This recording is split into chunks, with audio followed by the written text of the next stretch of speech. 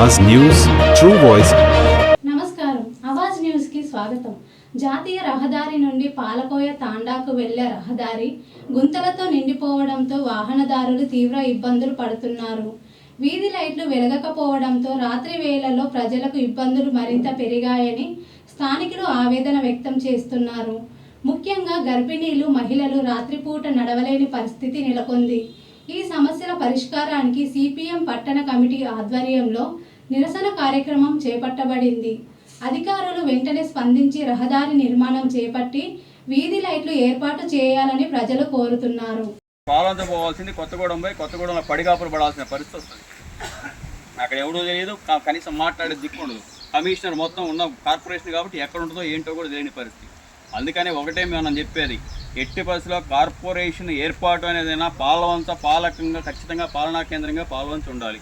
Collectorate ఉంది, పాలనా కేంద్రంగా పాలవంచలే ఉండాలి। పాలవంచ అభివృద్ధి, పాలవంచలో వచ్చే నిధులు 6.5 కోట్ల రూపాయలు, కొత్తగూడెం 4.5 కోట్లు।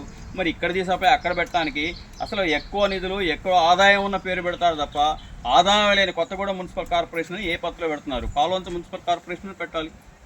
పాలవంచలో కలెక్టరేట్ ఉంది, జిల్లా ఆఫీసులు మొత్తం ఇక్కడ ఉన్నాయి। కార్పొరేషన్ పాలవంచ పేరు మీద ఉండాలా, కొత్తగూడెం పేరు మీద పెట్టి ఈ నిధులు మొత్తం అక్కడ తరలించిపోయి దుర్మార్గమైన కుట్రలు చేస్తూ ఉన్నారు।